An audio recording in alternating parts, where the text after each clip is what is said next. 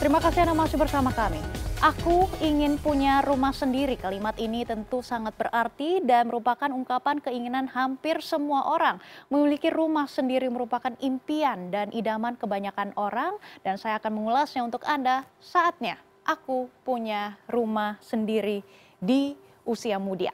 Dan usia produktif saat ini menjadi saat yang tepat untuk menabung dana membeli rumah. Menunda membeli rumah hanya akan memberatkan dana yang perlu dikumpulkan. Jika tidak berinvestasi pada instrumen yang memberikan return lebih tinggi daripada kenaikan harga rumah. Dan di sini adalah kata kuncinya, kita harus tetap berinvestasi pada instrumen yang memberikan return yang lebih tinggi daripada kenaikan harga rumah. Karena rumah ini setiap tahunnya pasti naik harganya.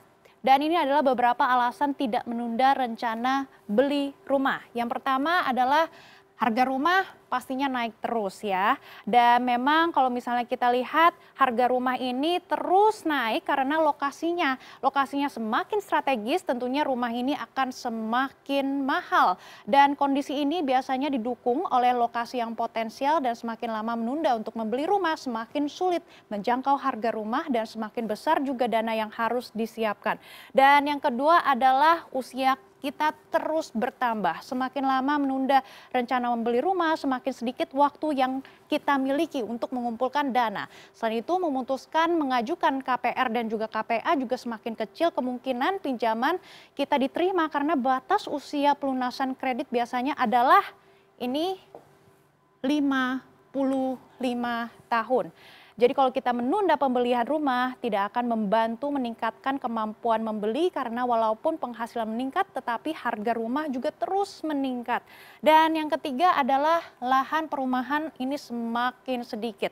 Tentunya kalau misalnya kita mempunyai uang, banyak sekali orang-orang yang membeli rumah bukan hanya 1, 2, 3 tetapi mereka juga membeli apartemen dan juga rumah-rumah lainnya untuk investasi. Karena itu lahan perumahan semakin sedikit dan tingginya permintaan akan tempat tinggal membuat para developer ini juga semakin agresif mengembangkan properti. Semakin lama menunda, semakin sulit kita menemukan lahan perumahan dengan lokasi strategis dengan harga yang terjangkau. Dan penyebab susahnya punya rumah. Semua orang ingin punya rumah, tapi banyak sekali penyebab dan kendalanya.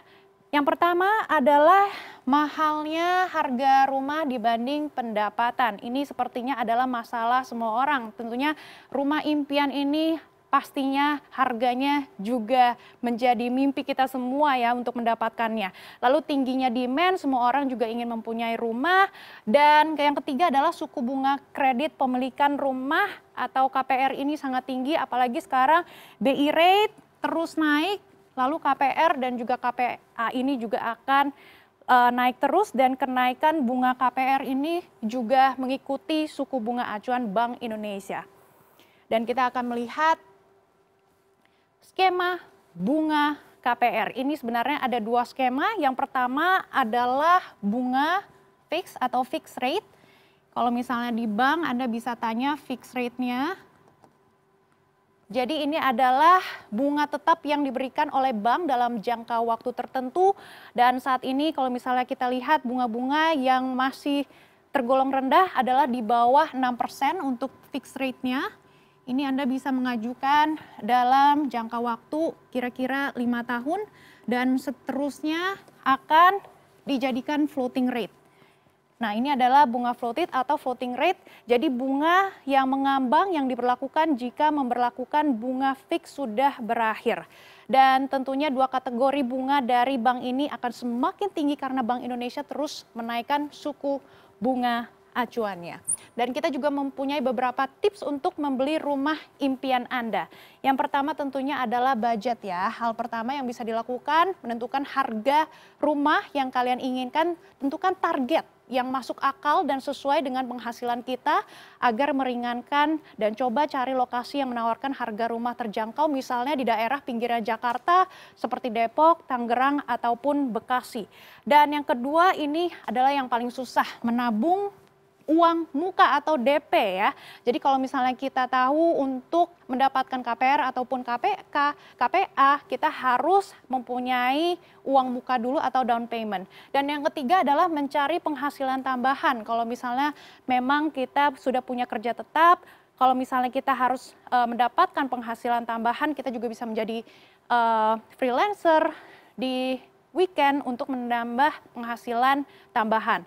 Dan tentunya berinvestasi ini sangat penting karena investasi ini akan menghasilkan uang, money makes money, dan menghemat biaya hidup. Ini juga tentunya harus menghemat dan juga melihat bagaimana kita harus tetap mencatat pengeluaran kita untuk melihat bagi porsi mana yang harus dihemat dan porsi mana yang tetap untuk menjaga lifestyle kita supaya penghematan ini juga bisa berlangsung jangka panjang.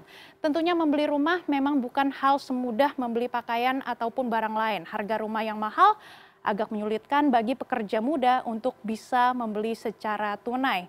Dan tentunya kita juga mempunyai tips lebih lanjut dan kita akan melanjutkan dialog kita bersama dengan perencana finansial.